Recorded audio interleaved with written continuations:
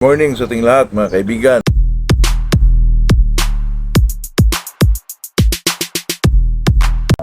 Nandito na naman tayo sa ating usapang magmamano po. Ito naman sa atin ay talagang enjoyment lang po kung may enjoy man. Bago tayo mag-umpisa, umpisahan muna natin itong shout out portion natin mga kaibigan. Shout out kay John D. Moniba, Cebu, Davidson Soto, Marinduque, Rin Butingting, Martin Sanchez, San Miguel Leyte, Arlinda Suyat, Parkinson, at saka sabi niya, Boss Pat, congrats. Roldan Tumangday, Bulacan, Sabongski Rope Breeder, Rico Rosales, San Mateo, Rizal. Magandang umaga sa ating lahat po.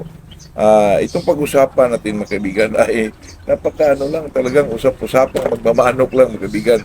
Na itong mislisong manok na ihalo mo sa dalawang bloodline na ito, siguradong lumalagitik at may mga ilag ang resulta nila mga kaibigan. Ito namang mga ganitong klaseng usapin po ay may base natin ito sa kung mga personal lang natin na manok mga kaibigan na talagang panlaban na po.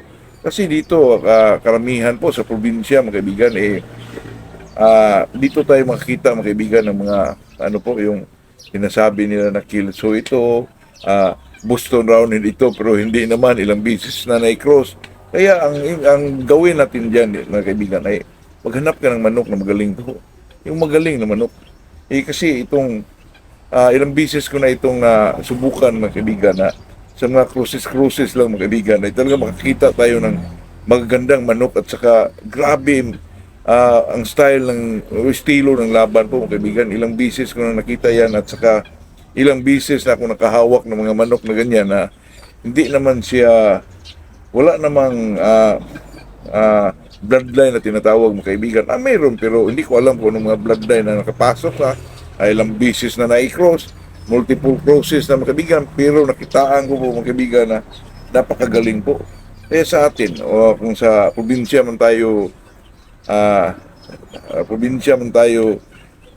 mga kaibigan, probinsya man tayo, sa ating probinsya man ay talagang maghanap tayo mga kaibigan na yung magaling na po. Makikita naman natin yan mga kaibigan sa mga kaibigan din natin na pumunta tayo sa kanilang manukan.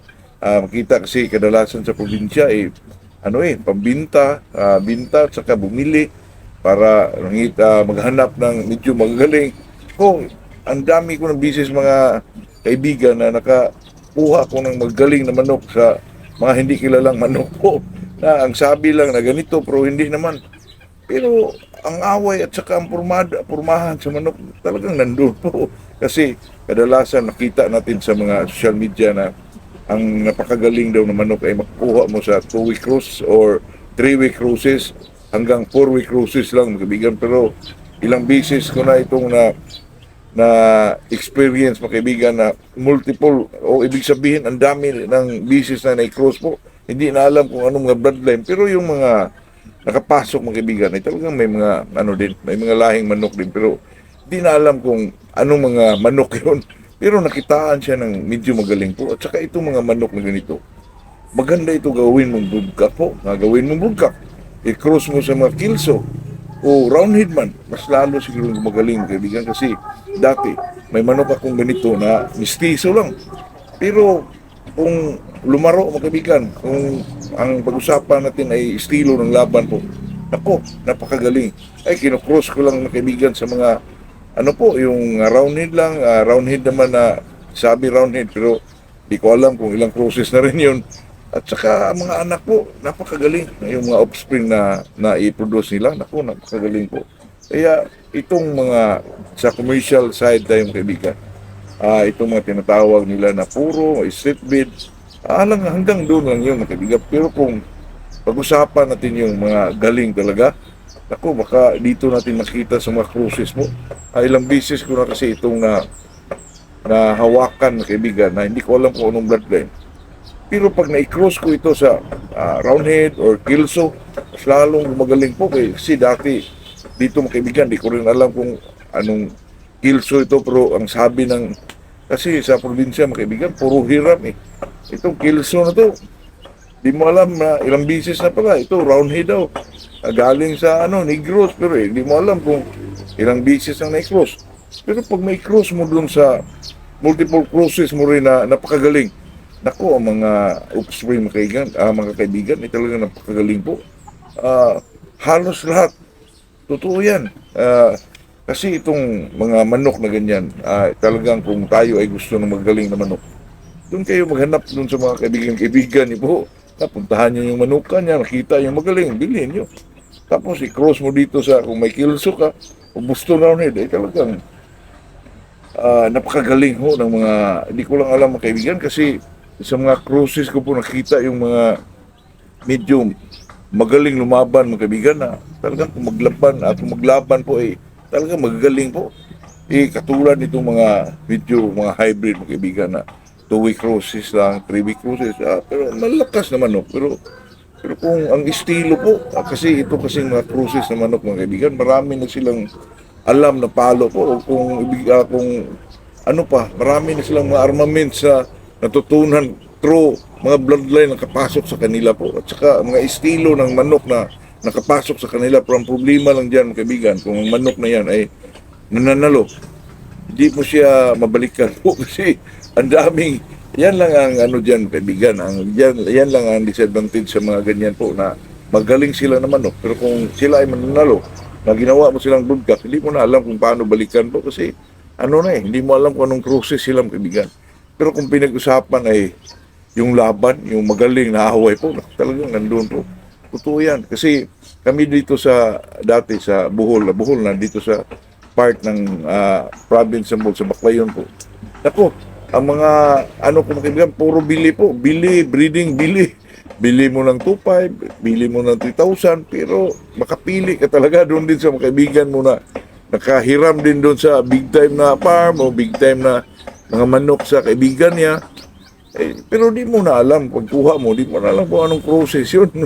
Pero nakitaan mo ng galing isang manok po. Kaya itong pagmamanok mga kaibigan, kung gusto mo pang personal lang, pwede lang po dito sa magilid-gilid mga kaibigan, kasi ang dami ng di mo lang alam, di mo lang nalaman kung anong bloodline. Pero pag commercial breeder ka, talagang hindi advisable sa'yo kasi nagbe-breed ka, kailangan malaman mo talaga kung anong bloodline dyan. Kasi pag mananalo yan, maging mananalo ang isang manok, madali lang balikan po. Yan lang ang disadvantages diyan. Pero ang advantage din naman yan, dyan mga kaibigan, ay hindi ka masyado magastos mga kaibigan kasi puro lang hiram sabi pa nila mga kaibigan, mga Colonel Gibbons na manok. Yun lang. Pero dito mga kaibigan, mga handler na sa mga farm din dito, nakapalabas sila ng mga manok na ganito. Pero pag sa labas na, ang sabi lang na 5K galing ito kay ganito, pero di mo alam kung ilang beses nang na-cross po. Pero kung pag-usapan mo ay magaling na manok, magaling talaga. May mga palo, may mga ilag po. Pag may cross mo naman ito sa mga roundhead or sa kilso, kung may puro ka man, mas lalong gumagaling po. Doon lang mga kaibigan, itong mga puro kasi, pag may cross yan sa mga multiple crosses na manok, ay talagang lumalabas din yung kagalingan ng isang manok po. Lalo na pag nakitaan yung multiple crosses na talagang magaling na manok, tapos may cross mo sa kilso, posible naman na hindi magninik yun mga kaibigan. Katulad din yan sa mga roundhead na manok. At example, kung Boston po, mga ganyang klaseng manok ay talagang oriental yan. Kasi sana nalalaman ko kay Sir Lancy, magpalabas ng ibang kulay. Iba-ibang kulay. Kaya talagang na-cross din siguro. Siguro nagawa lang ni Sir Lancy ang maayos na talagang ma-maintain yung strain ng isang manok. Kaya ganun. Pero sa atin mga kaibigan, kung maghanap tayo sa mga dito lang sa mga gilid-gilid, yung magaling, tapos i-cross din natin sa kung ano man yung nandyan sa atin, sweater ba? Talagang lumalabas po. Kasi dati, yan ang ginagawa ko Kasi may din ako mga kaibigan, nakuha din ako ng kilso na medyo puro. At saka may super sweater rin ako, na-cross yung mga magaling na manok mga kaibigan. Talagang nakita kong gumagaling din yung mga anak ko. At saka gumaganda pa. Kasi yung katulad kay Sir Biboy, pusong na manok yung mga kaibigan, na-cross ko po sa yung kilso mga kaibigan. Kilso na na-cross din sa 5K. Nako, grabe ang mga away ng mga mga kaibigan na na offspring nila po. Ako, kaya itong mga dito lang sa labas, gilid-gilid na kaibigan, talagang ano po, makakita ka ng mga manok na magagaling dun sa, kahit hindi mo alam yung mga bloodline nila, tapos napakagaling. Ako, pwede mo yung i-cross kung may sweater ka na two-way cross ba o ganun, at ah, lumalabas yung kagalingan ng isang manok po. Hindi ko lang alam kung bakit. Ang problema lang doon mga kaibigan, kung talagang manalo yung offspring, ang pinaka-the best mong gawin dyan ay inbreeding po. Balik mo sa ama or balik mo sa ina. Tapos, kunin mo yung mga babae doon, yun ang gamitin mo. Kung talagang magagaling ang offspring po, yun lang naman kaibigan. Kung magaling yung ama, sa offspring niya, ay doon ka magkuha sa mga babae po. Kasi magmana yun daw, sabi nila, magmana sa ama. So baka ganun din. Kaya ito mga kaibigan, ito'y usapang magpamanok lang. Ay talaga itong sa atin ay, kasi ngayon mga kaibigan, kahit umulan na, mainit pa rin po.